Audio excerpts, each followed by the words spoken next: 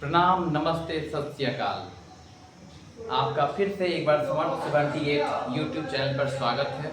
मैं आपके साथ कुंदन सर, समर्थ कोचिंग सेंटर नवादा। मैं आपका स्वागत करता हूं फिर से।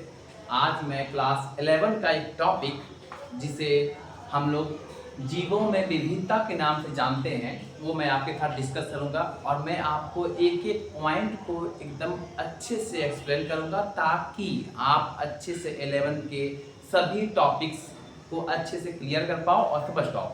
तो आज जीवों में विविधता, सबसे पहली बात कि विविधता का अर्थ क्या है। विविधता का अर्थ होता है वेरिएशन, यानी कि एक जीव का दूसरे जीव से अलग प्रकार का दिखना या अलग संरचना का दिखना, अलग संरचना होना, उनका शारीरिक संरचना अलग दिखना, ये सभी चीजें, ये बातें जो है विविधता के अंदर आती है। अब बारी आती है कि विविधता जीवों में क्यों जरूरी है, क्यों हम विविधता को पढ़ते हैं किताब में, या क्यों हम लोग जीवों के बारे में ये जानना चाहते हैं कि कोई जीव इस जीव से अलग क्यों दिखता है या क्यों है। तो सबसे पहले वर्गीकरण को परिभाषित किया गया कि आप वर्गीकरण किसे कहिएगा। तो वर्गीकरण का परिभाषा हम लोग इस प्रकार दे सकते हैं कि जीवों में समानता अथवा भिन्नता के आधार पर जीवों का समूह ही वर्गीकरण कहलाता है। मैंने क्या कहा? मैंने कहा किसी जीवों में या जीवों के समूहों में उसमें उपस्थित समानता अथवा भिन्नता के आधार पर ही जीवों का जो वर्गीकरण किया जाता है उसे ही हम लोग कहते हैं वर्गीकरण, यानी वर्गीकरण का आधार में हम लोग ये पढ़ते हैं। जैसे सबसे पहले हम लोग पढ़ेंगे कि समानताओं विषमताओं का आधार क्या है। क्या कौन कौन सी बातें हैं जिससे हम लोग ये जान पाते हैं कि समानता क्या है और विषमता क्या है। आगे अब बारी आती है कि वर्गीकरण विज्ञान किसे कहते हैं, यानी वर्गीकी क्या है। और वर्गीकी को इंग्लिश में कहते हैं taxonomy. What is the meaning of taxonomy?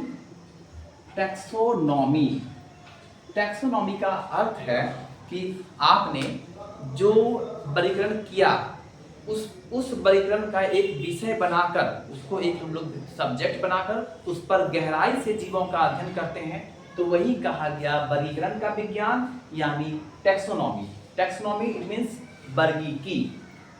तो आप परिभाषा जानिएगा कि वर्गीकी किसे कहते हैं। तो जीव विज्ञान की वैसी शाखा जिसमें हम जीवों के वर्गीकरण, यानी जीवों में समानता अथवा विषमता के आधार पर उन्हें एक वर्ग और एक जगत का नाम दिया गया या फिर एक वंश में, एक खानदान में रखा गया, उसे ही हम वर्गीकी विज्ञान कहते हैं। अर्थात इसका मतलब हुआ कि ऐसा कोई विज्ञान की शाखा होगी, यानी बायोलॉजी की ऐसी शाखा होगी जिसमें हम लोग जीवों को उसके रूप रंग, शारीरिक संरचना, इंटरनल बॉडी स्ट्रक्चर, उसके लिविंग थिंग्स और लिविंग स्टाइल, वो क्या खाते हैं, परपोषी प्रकार के हैं कि विषमपोषी हैं, ठीक है, या स्वपोषी हैं, इस आधार पर जो जिस विज्ञान में हम अध्ययन करते हैं उसे ही कहा गया टैक्सोनॉमी, यानी वर्गीकी विज्ञान। आगे अगला टॉपिक हम लोग पढ़ेंगे कि आखिर किसे वर्गीकी विज्ञान का जनक कहा जाता है। ठीक है, तो सबसे पहले कहा गया कि एक वैज्ञानिक थे हमारे, बहुत ही प्रसिद्ध वैज्ञानिक, हम लोग वैज्ञानिक कह भी सकते हैं और उन्हें हम विचारक भी कह सकते हैं। वैज्ञानिक हम लोग उनको कहते हैं जो नए नए आविष्कार को जन्म देते हैं, नए आविष्कार करते हैं। और विचारक होते हैं जी जो अनेक टॉपिकों पर या अनेक बातों पर विचार करके अपनी मंतव्य को लिखते हैं, उन्हें हम थिंकर कहते हैं। थिंकर यानी विचारक कहते हैं। जैसे अरस्तु, महान वैज्ञानिक अरस्तु, उन्होंने सबसे पहले सोचा कि आखिर जीव को बांटा जाए तो किस आधार पर बांटा जाए, जीव की का बंटवारा किस आधार पर किया जाए। तो उन्होंने अपने मन से या अपने अंतर ध्यान से ऐसा सोचा कि जीवों को सबसे पहले हम उसके स्थल, यानी जहाँ पर निवास स्थान उनका है, उस निवास स्थान के आधार पर जीवों को बांटा गया। तो अरस्तु जो वैज्ञानिक थे, अरस्तु जो विचारक थे, उन्होंने सबसे पहले जीवों को बांटा 3 आधार पर। पहला स्थलीय जीव, दूसरा जलीय जीव, जलीय जीव, और तीसरा वायवीय जीव, वायवीय जीव। ठीक, तो फिर स्थल जीव किसे कहा गया? तो उन्होंने सोचा जितने भी जीव जो स्थल पर उपस्थित हैं, स्थल पर हैं, उन्हें स्थलीय जीव कहा गया।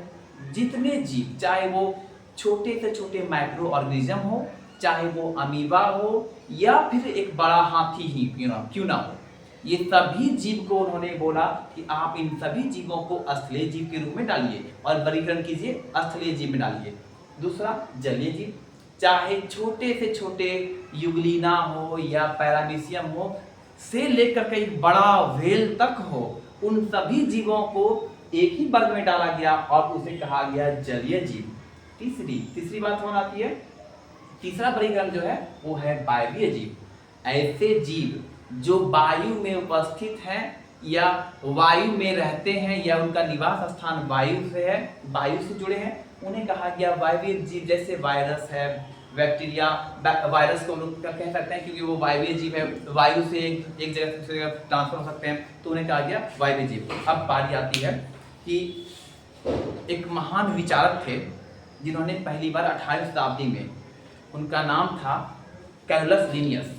पहली बार ये जो आप वर्ड देख रहे हैं टैक्सोनॉमी, टैक्सोनॉमी के जनक, टैक्सोनॉमी के जनक कहा जाता है कैरोलस लिनियस को। यानी कि कैरोलस लिनियस ही वो वैज्ञानिक थे जिन्होंने टैक्सोनॉमी, जिनका ये विचार, जो वर्ड आप देख रहे हो वर्गीकरण विज्ञान, इनका विचार, ये विचार सबसे पहले आया उनके दिमाग में, जिनका नाम था कैरोलस लिनियस। कैरोलस लिनियस ने ही टैक्सोनॉमी की स्थापना की, यानी टैक्सोनॉमी के जनक कैरोलस लिनियस को कहा जाता है। ठीक है, इसलिए उन्हें वर्गीकी का जनक कहा जाता है, यानी वर्गीकी के पितामह। अब बारी आती है जानने की कि लिनियस ने, सबसे पहले लिनियस ने वर्गीकरण को कितने आधार पर बांटा, कि आखिर कोई भी जीव को बांटा जाए तो इन आधार के अलावा, इन देखिए इस आधार में क्या क्या कमी थी मैं बताता हूँ। कि पहली कमी कि क्या व्हेल मछली की संरचना क्या अमीबा के समान है? क्या कोई भी गुण ऐसा है जो अमीबा से मिलता हो व्हेल में? सिवाय जलीय जीव के अलावा, कि दोनों जल में रहते हैं, इसके अलावा क्या ऐसा कोई और गुण है जो अमीबा का मिलता हो व्हेल मछली से या शार्क मछली से? तो देखा गया बहुत ज़्यादा भिन्नता है व्हेल मछली में और अमीबा में।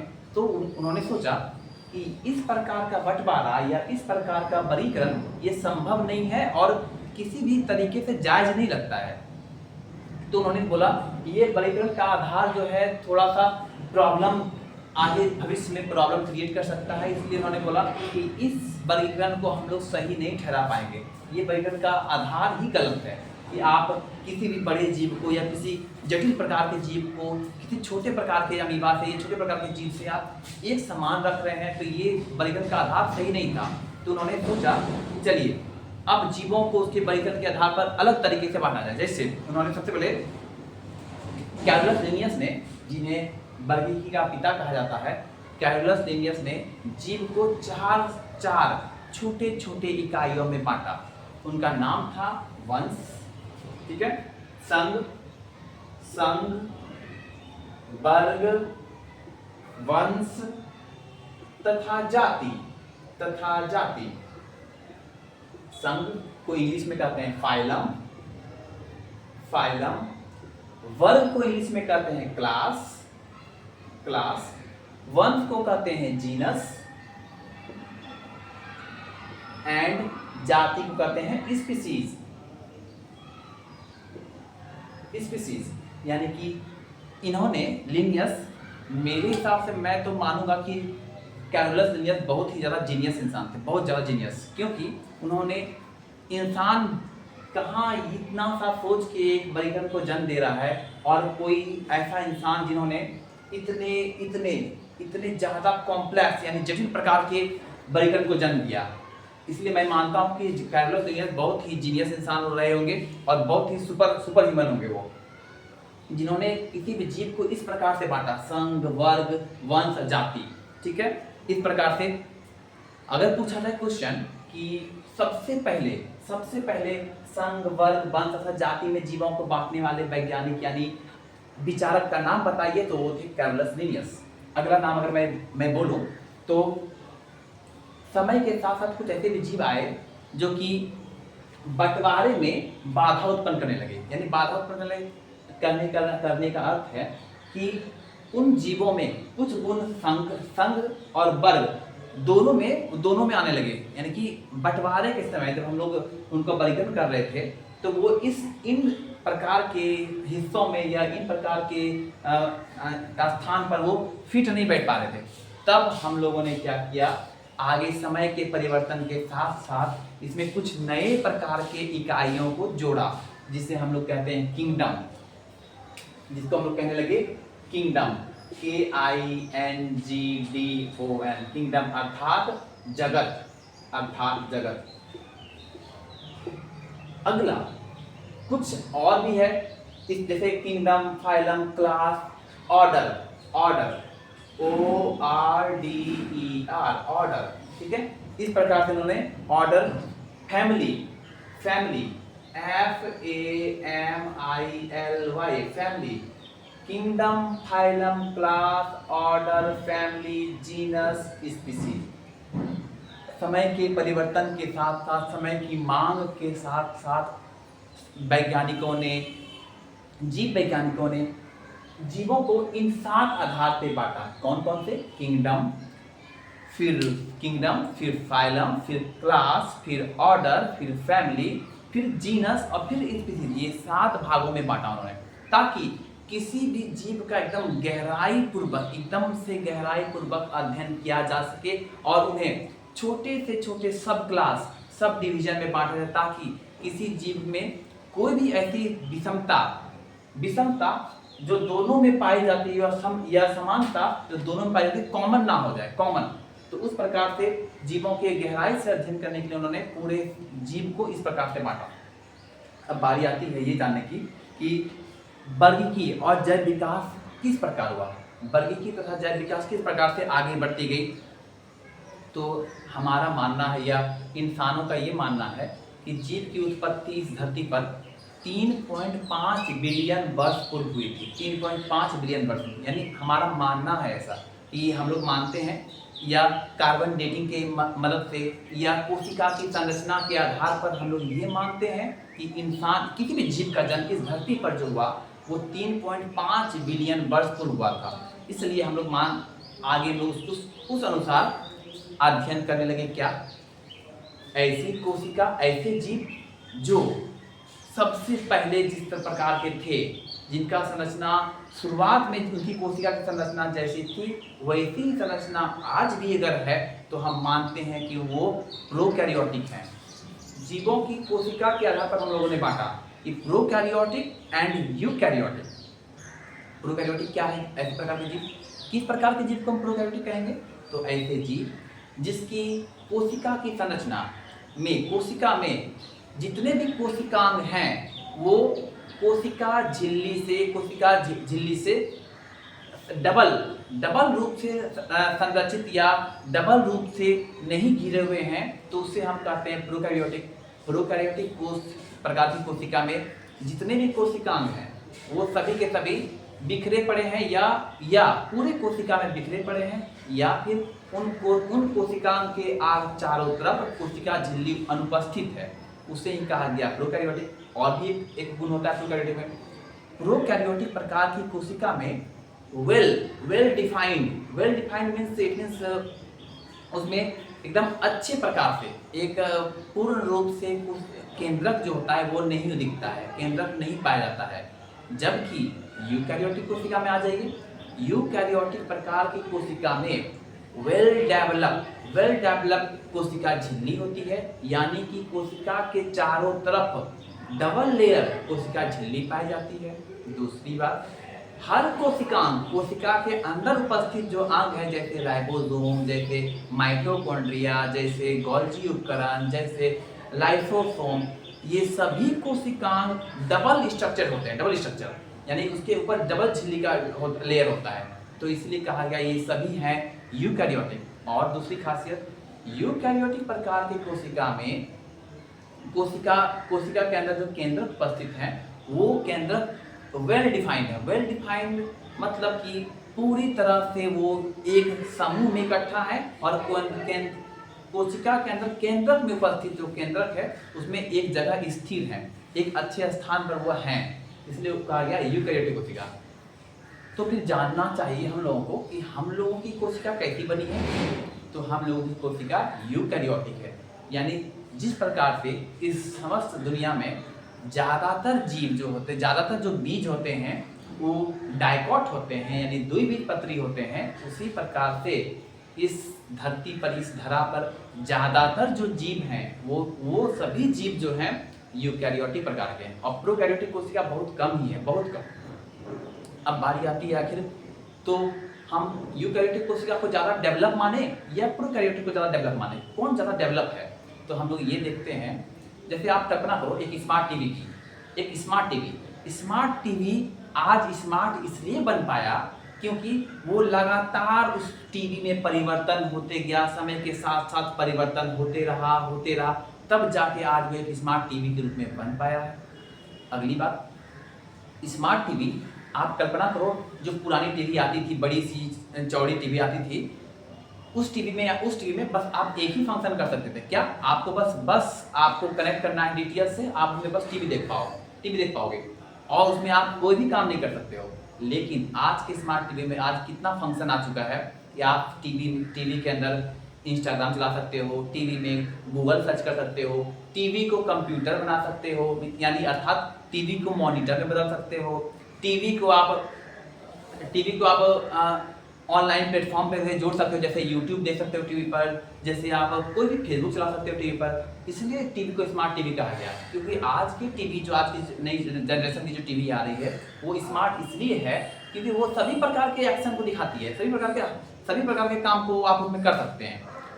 इसलिए हम लोग कह सकते हैं जो यूकैरियोटिक प्रकार की कोशिका है वो समय के परिवर्तन के साथ साथ वो डेवलप होते गई और अपने आप को डेवलप करती गई और आज इस प्रकार से हम इंसान जैसे नए नए जीव जन्म लिए धरती पर। इस प्रकार से एक नया जीव या जटिल प्रकार के जीव का जन्म हुआ। तो यूकैरियोटिक कहीं देन है यूकैरियोटिक कोशिका में ज़्यादा कॉम्प्लेक्सिटी है, कॉम्प्लेक्सिटी मतलब ज़्यादा जटिलता है। यूकैरियोटिक कोशिका ज़्यादा जटिल है इन कंपैरिजन टू प्रोकैरियोटिक कोशिका। इसलिए हम पढ़ते हैं आगे हम लोग पढ़ेंगे कि प्रोकैरियोटिक कोशिका और यूकैरियोटिक कोशिका में सबसे बड़ा अंतर क्या है, सबसे खास अंतर क्या है, क्यों प्रोकैरियोटिक कोशिका से बेटर है यूकैरियोटिक कोशिका क्यों ज़्यादा अच्छा होता है। तो ये सब हम पढ़ेंगे। फिलहाल तो मैं अपने टॉपिक पर आ जाता हूँ कि वर्गीकरण का विज्ञान। अब हम लोग बात करेंगे कि एक वर्ड आता है विकासवाद क्या है? समय के परिवर्तन के साथ किसी चीज़ों में विकास होना, विकास यानी उसमें improvement day by day improvement होते जाना ही कहलाता है विकास का लगातार परिवर्तन, विकास के लगातार चरण ही विकासवाद कहलाता है। तो विकासवाद के संस्थापक जो थे उनका नाम था चार्ल्स डार्विन। विकासवाद के संस्थापक का नाम था चार्ल्स डार्विन। उन्होंने सन 1859 में बताया कि अपनी पुस्तक में, उनकी पुस्तक का नाम था द ऑरिजिन ऑफ स्पीसीज में उन्होंने बताया जो सिद्धांत दिया उन्होंने कि जितने जीव आज इस धरा पर दिखते हैं यानी इस अर्थ पर दिखते हैं वो सभी विकासवाद के ही परिणाम हैं। यानी कोई जीव ऐसा नहीं कह सकता कि 400 साल पहले जिस प्रकार का था वो आज भी उसी प्रकार का है, ऐसा नहीं बोल सकते, क्योंकि इंसान में लगातार तरक्की होता है। आप कल्पना करो जब हम लोग, हमारे जो वंशज थे यानी हमारे जो पूर्वज रहे थे उनको पूंछ हुआ करता था, क्या आज हम लोगों को पूंछ है? नहीं है। आज हमारा पूंछ खत्म होते जा रहा है। आप कल्पना करो उस इंसान का, उस चिंपैंजी का या उस ऐप का जिसके हम लोग वंशज हैं, क्या जितने बाल उनके शरीर पर थे क्या आज उतने बाल हमारी बॉडी पर हैं? नहीं है। और मेरा अनुमान है, मेरा ऐसा मानना है कि आने वाले भविष्य में मुझे ऐसा लगता है कि इंसान के बॉडी पर बाल रहेगा ही नहीं, वो धीरे धीरे गायब हो जाएगा, झड़ जाएगा और पूरी तरह से इंसान हेयरलेस हो जाएगा। अर्थात शरीर पर बाल होगा ही नहीं, क्योंकि आप देख रहे हैं कि डे बाय डे हम लोग जितने भी प्रकार के जीव देखते हैं उनमें बाल की कमी होती जा रही है, यानी इंसान में भी बाल कम हो रहे हैं। तो ये सब बताता है कि इंसान में किस प्रकार से विकासवाद का चलन दिख रहा है। तो विकासवाद के संस्थापक चार्ल्स डार्विन थे, जिन्होंने अपनी प्रसिद्ध पुस्तक द ऑरिजिन ऑफ लाइफ में बताया कि सभी जीव विकासवाद के ही परिणाम हैं। अब आगे पढ़ते हैं। अगली बारी फिर से आती है कैरोलस लिनियस, एक महान विचारवादक के। उन्होंने कहा था, फिर से उन्होंने क्या कहा कि आप जितने जीव है ना, जितने जीव उन सब को आप दो आधार में बांटो। जितने जीव हैं आप उनको दो आधार बांटो। एक ऐसे जीव जो प्लांट है, ऐसे जीव जो प्लांट है, और ऐसे जीव जो जंतु हैं, यानी अर्थात एनिमल हैं, एनिमल। तो उन्होंने कहा कि प्लांट जितने प्रकार की इस धरा पर प्लांट है, इस धरती पर प्लांट है, सबको आप कहो प्लांट किंगडम। और जितने जंतु इस धरा पर है, इस पृथ्वी पर है, आप उन्हें कहो एनिमल किंगडम। अर्थात किंगडम मतलब जगत। जैसे आप सुने होंगे कि फलाना राजा का किंगडम है, ये फलाना राजा का किंगडम है। किंगडम मतलब होता है साम्राज्य, पूरा हिस्सा, पूरा एरिया, क्षेत्र, उसे ही कहते हैं किंगडम। तो किंगडम का अर्थ है साम्राज्य। तो प्लांट साम्राज्य और जंतु साम्राज्य, ये दो प्रकार का बंटवारा कैरोलस लिनियस ने किया। कब किया? तो सन 1758 में किया, 1758 में। अब आखिर उन्होंने इस बात को, इस प्रकार का विभाजन किस आधार पर किया होगा?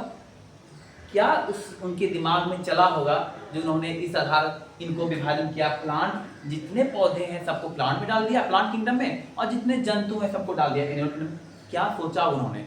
तो चलिए मैं बताता हूँ कि उन्होंने क्या सोच के इस बातों को डाला, या उन्होंने अपने पुस्तक में क्या लिखा, या अपने थ्योरी पेपर में उन्होंने क्या लिखा। तो उन्होंने सोचा कि जितने जंतु हैं, जंतु किंगडम में, वो सभी के सभी जंतु चलते हैं, यानी सब में प्रचलन प्रवृत्ति है। प्रचलन मतलब वो चलते फिरते हैं, एक स्थान से दूसरे स्थान जाते हैं, अपना जीवन यापन करते हैं। तो उन्होंने सबको रखा एनिमल किंगडम में। अर्थात ज्यादातर जीव जो यूकैरियोटिक प्रकार के थे, उन्होंने उसे कहा आप इसे एनिमल किंगडम में रखो। अब दूसरी बात, उन्होंने कहा जितने भी जंतु हैं, 99% जीव ऐसे हैं जो अपना भोजन स्वयं नहीं बना सकते हैं, अर्थात वे परपोषी प्रकार के हैं। तो उन्होंने कहा हाँ, जंतु का ये गुण भी सही, आपने सही सोचा कि जंतु, सभी के जंतु जो होते हैं वो परपोषी प्रकार के होते हैं। फिर बोला कि जंतु को क्योंकि जंतु को क्लोरोफिल नहीं है, इसलिए जंतु परपोषी प्रकार के हैं। तो फिर प्लांट किंगडम को क्या सोचा उन्होंने? प्लांट किंगडम के बारे में उन्होंने तो सोचा कि प्लांट किंगडम, जो भी प्लांट किंगडम है, उन सब के पास पहली डिमेरिट ये है, यानी पहली कमी कि वो सभी जंतु जो हैं जितने प्लांट है वो चल भी नहीं सकते हैं, वो सभी के सभी स्थिर हैं, जड़ बन के एक जड़ तो का नियम पालन करते हुए एक जगह स्थिर हो गए हैं। दूसरी बात, जितने भी प्लांट हैं वो सभी के सभी लगभग 95% प्लांट जो पादप जगत के जीव हैं उनमें क्लोरोफिल उपस्थित है, यानी अर्थात ये अपना भोजन स्वयं बना सकते हैं। इसका मतलब है ये सभी के सभी स्वपोषी हैं। इस आधार पर कहा गया कि प्लांट किंगडम जंतु किंगडम से, यानी प्लांट किंगडम एनिमल किंगडम से अलग है, क्योंकि इनके पास, प्लांट किंगडम के पास क्लोरोफिल है, इनके पास क्लोरोफिल नहीं है। ये सभी के सभी स्वपोषी हैं, ये सभी के सभी परपोषी हैं। दूसरी बात, प्लांट किंगडम के कोशिका भित्ति पाई जाती है, एनिमल किंगडम के कोशिका में कोशिका भित्ति नहीं पाई जाती है। ये सभी बातें साबित कर रही थी कि कैरोलस लिनियस के द्वारा किए गए वर्गीकरण, यानी टैक्सोनॉमी जो थी, टैक्सोनॉमी वर्गीय विज्ञान, वो सही साबित हो रही थी और सटीक थी। मतलब कि उन्होंने जिस चीज़ों को सोचकर वर्गीकरण को जन्म दिया, वर्गीकरण को शुरू किया, वो ज़्यादातर केस में सही साबित हो रही थी। इसीलिए टैक्सोनॉमी के जनक यानी वर्गीकरण के पितामह कहलाए हमारे कैरोलस लिनियस, ना कि किसी और का नाम आया, क्योंकि इनका सारा अनुमान, सारा स्टडी एकदम सटीक था और एकदम पूरी तरह से उस नियमों को पालन कर रहा था। तो प्लांट किंगडम जितने भी थे सभी के सभी थे नॉन मोटाइल अर्थात जो ना चल फिर पाए, और ये एनिमल किंगडम के जितने जीव थे ये सभी के सभी मोटाइल थे अर्थात ये सभी के सभी चलते थे फिरते थे, जीवन यापन के लिए एक स्थान से दूसरे स्थान पर जाते थे। तो इन सब बातों को देखते हुए प्लांट किंगडम और एनिमल किंगडम में विभाजन किया गया। चलिए आगे हम लोग आगे टॉपिक कुछ पढ़ते हैं।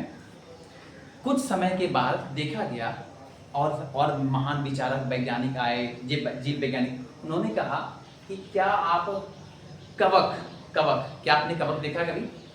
आई थिंक आपने देखा होगा और आपने कवक को खाया भी है। अब याद करोगे कवक कैसे खाए होंगे, कहाँ खाए होंगे? तो आपने मशरूम खाया है। मशरूम जिसे हम लोग छाता कहते हैं, छाता। मशरूम का आपने सब्जी खाया होगा, मशरूम। तो मशरूम एक कवक का एग्जाम्पल है, मशरूम कवक का ही एग्जाम्पल है। अर्थात मशरूम हम खा सकते हैं, लेकिन कुछ मशरूम ऐसे हैं जो हमारे शरीर के लिए हानिकारक होते हैं। जैसे मशरूम के कुछ कवक ऐसे हैं जो हमारे बॉडी के लिए हानिकारक भी हैं। जैसे कुछ कवक ऐसे हैं जो हमारे बॉडी पर लगकर हमें खुजली, दाद, दिनाई जैसे बीमारी देते हैं या चर्म रोग देते हैं। यानी सभी कवक अच्छे नहीं होते हैं और सभी कवक खाने योग्य नहीं होते हैं। अब आपने केक तो खाया होगा, केक भी फंजाई यानी कवक के द्वारा बनाए गए पाउडर, कवक द्वारा बनाए गए पाउडर से ही केक क्या होता है? केक में सबसे पहले आटा को हम लोग आटा में फंजाई को मिला देते हैं ताकि आटा फ्लफी हो जाए, फ्लफी मतलब मुलायम हो जाए, और तब जब हम उसको बॉयल करते हैं यानी ओवन में डालते हैं, पकाते हैं, तो आटा में जो कवक थे वो CO2 गैस बनाते हैं, जिससे वो आटा जो है फ्लफी हो जाता है अर्थात मुलायम हो जाता है। तो कवक का यूज खाने में भी है, फंगी में। लेकिन एक दिक्कत आ गई कि कवक तो प्लांट किंगडम का था, तो फिर प्लांट किंगडम में तो सभी में क्लोरोफिल पाए जाते हैं, तो कवक में नहीं था। तो फिर सोचा गया जब कवक में क्लोरोफिल नहीं है तो फिर हम कवक को किस प्रकार से प्लांट किंगडम में डाल सकते हैं? तब आगे जा करके अनेक वैज्ञानिकों ने सोचा कि हाँ, अब बारी आ गई है कि इस प्रकार के वर्गीकरण में विस्तार किया जाए और उसको और आगे बढ़ाया जाए। आगे तब जा करके एक नए किंगडम का जन्म हुआ जिसे हम लोगों ने कहा फंजाई।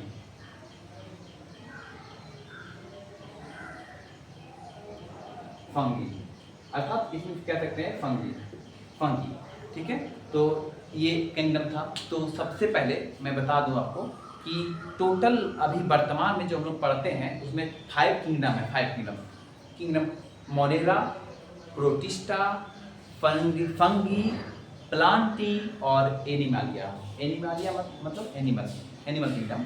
तो ये 5 किंगडम जो वर्तमान में हम लोग पढ़ रहे हैं, यानी वर्तमान जो जीव विज्ञान है, ये सभी में हम लोग इस प्रकार से 5 किंगडम का अध्ययन करते हैं और 5 किंगडम में ही समस्त जीवों को पढ़ लिया जाता है। अर्थात छठा किंगडम बनाने की अभी तक तो आवश्यकता नहीं हुई है, हो सकता है भविष्य में ऐसा हो जाए कि छठा किंगडम बनाया जाए, लेकिन फिलहाल तो जहाँ तक इंसान पढ़ाई कर रहा है उसमें 5 किंगडम में ही सभी जीवों को रखा गया है और सभी जीव 5 किंगडम में ही अच्छे प्रकार से इस प्रकार से व्यवस्थित कर दिए गए हैं कि हमें छठे किंगडम की आवश्यकता नहीं पड़ी है। तो फिर से मैं रिपीट कर दूं, kingdom Monera, kingdom protista, kingdom fungi, kingdom Plantae और किंगडम एनिमालिया।